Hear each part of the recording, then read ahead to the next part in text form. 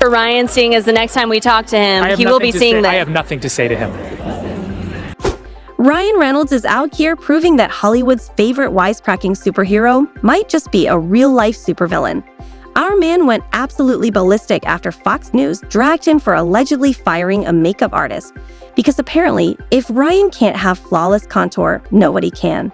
And the worst part, this isn't just some one-time diva moment. Nope, this is just the tip of the crazy, control-freak iceberg that is Ryan Reynolds. Before I go any further, a quick disclaimer for my subscribers. Since Taylor and Travis are laying low, I want to respect their privacy and not go scraping for details. For now, my focus is shifting to the Blake Lively versus Justin Baldoni saga. Why? Because whispers suggest one major reason for Taylor's disappearing act might be the high probability of her getting subpoenaed in this case. But don't worry, once Tavis makes the next move, you know I'll be the first to update you. In the meantime, you won't believe what's got Ryan completely losing his cool. So let's rewind and break it all down. It's amazing. I'm the 10th member and, me and the guys have been getting along great. Ryan Reynolds, Hollywood's funniest superhero or biggest control freak? Deadpool 2 is happening. Ryan Reynolds is at the peak of his power, calling the shots and making the decisions, until, gasp, his personal makeup artist dares to have a life and isn't available for reshoots. You know, completely normal, reasonable circumstances.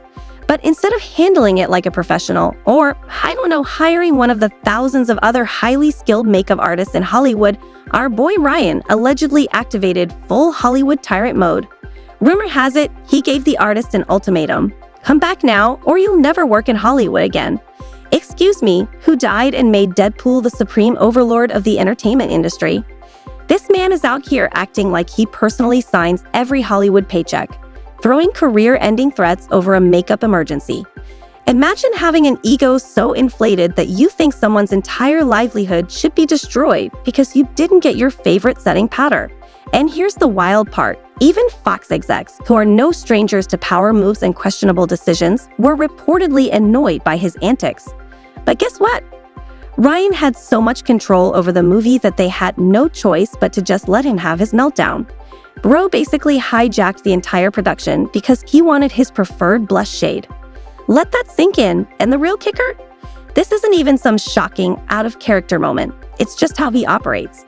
Reynolds has spent years carefully crafting his fun, quirky, lovable guy image while low-key ruling his projects with an iron fist. He plays the sarcastic, self-deprecating comedian for the cameras, but behind the scenes, it's his way or you're done. And the fact that this story even leaked means it must have been bad. Because if this is what people are willing to say, imagine what's being whispered in the industry's darkest corners. Deadpool 1, the Tim Miller situation. Let's rewind to Deadpool 1. It was directed by Tim Miller, a guy who bled for this movie. He didn't just direct it, he fought for it. This was the man who went to war with studio execs to get the film greenlit, battled for the R rating, and poured his heart into making Deadpool one of the best superhero flicks of the decade. And yet, guess who didn't return for Deadpool 2? Yep, Tim. Why? Because Ryan Reynolds wanted total control. When Tim had the audacity to push back and suggest that the movie shouldn't just be Ryan's personal playground, Reynolds pulled the ultimate power move. He bullied Tim out of the film. Straight up playground tactics. One minute, Tim was riding high, and the next he was out, with Ryan swooping in to take the reins like he was directing Avengers. Endgame. Marina Baccarin, from Leading Lady to Ghosted. And it's not just directors. Reynolds doesn't just intimidate behind the scenes, he goes full tyrant mode on his co-stars too. Case in point, Marina Baccarin. Remember her? Wade Wilson's love interest? The actual emotional core of the first Deadpool? Well, in Deadpool 2, she was treated like a glorified extra. And why? Because she dared to have a disagreement with Reynolds on set. And Ryan, ever the mature, level-headed professional, reacted like a mean girl who got her feelings hurt.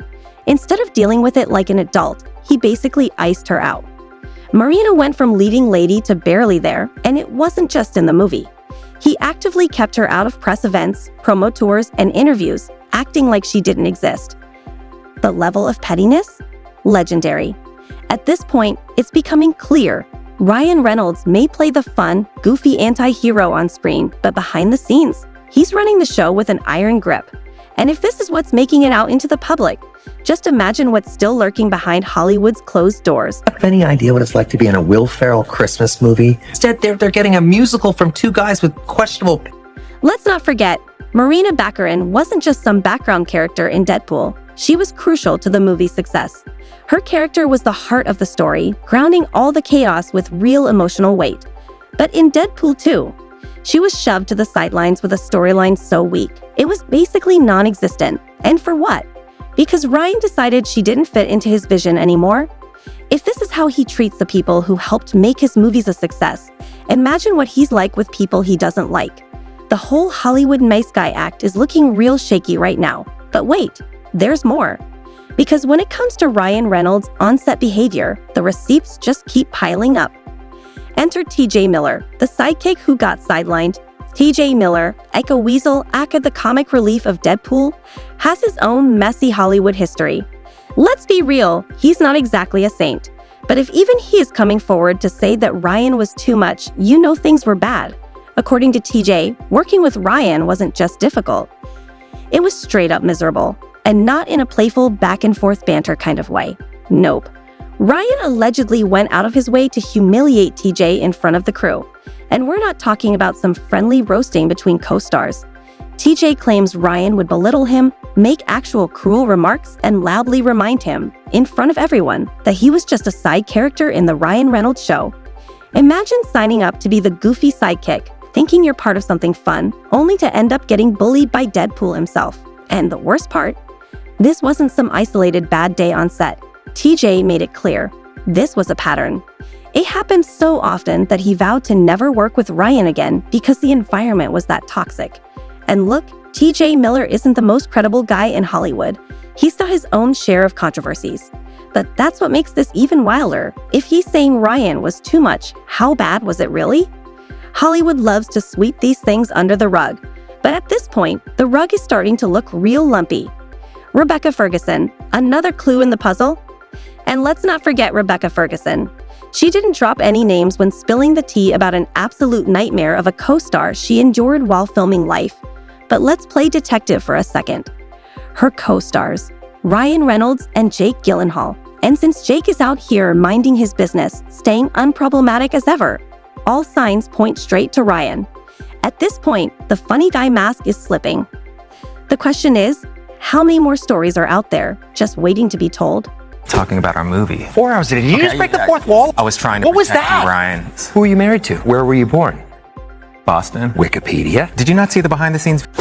According to Rebecca Ferguson, this actor was so unbearable that she flat out refused to act with him ever again. And not in some dramatic diva way. More like I would literally rather interact with a lifeless object than share space with this man. Instead of exchanging lines with him, she chose to act opposite a tennis ball. That's not just tension, that's a whole new level of I cannot stand you. Because let's be real, if someone willingly picks an inanimate object over you, that's a sign. And here's where it gets even juicier. When Rebecca finally let it slip just how awful the experience was, Hollywood's response wasn't wow, that sounds terrible. Nope. It was more like, shit, we don't talk about that. Because naturally, we must protect the fragile egos of powerful Hollywood men at all costs. Meanwhile, Ryan Reynolds allegedly gets to keep throwing tantrums, threatening people's careers, and coasting by on his nice guy reputation like it's just another Tuesday. And let's be real, this is only the tip of the iceberg. If this is what people are willing to say out loud, imagine what's lurking in the shadows, hidden behind NDAs and carefully crafted PR statements. Speaking of Hollywood friendships that mysteriously died, let's talk Jake Gyllenhaal. Ryan and Jake were once Hollywood's ultimate bromance. These two were giggling on talk shows, cracking inside jokes, acting like they were soulmates. And then, boom, radio silence. When asked about Ryan recently, Jake didn't just dodge the question, he shut down like an iPhone on 1% battery. The interviewer pushed, and Jake was like, I have nothing to say about him. That is not normal. That is I never want to be in the same room as this dude again energy. And honestly, at this point, who can blame him?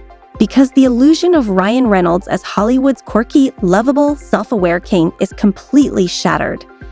The dude is obsessed with control, allergic to compromise, and ready to destroy anyone who dares to challenge him. Because everybody knows Instagram had its way with our friendship. Any words for Ryan, seeing as the next time we talk to him, he will be seeing that. I have nothing to say to him. He's got zero chill, zero humility, and an ego the size of Canada, and now the world is finally catching on. Because when makeup artists, co-stars, directors, comedians, and even former besties are all saying the same thing, that Ryan Reynolds is a controlling, petty, insecure nightmare. At some point, he is the common denominator. For years, Ryan has convinced the world that he's just a lovable goofball, but now, the mask is slipping and what's underneath isn't pretty. His carefully curated Hollywood golden boy image worked for a long time, until now. The cracks are showing, and the more stories that surface, the clearer it becomes. Ryan Reynolds isn't just some harmless prankster. He's a full-blown Hollywood dictator in a red spandex suit.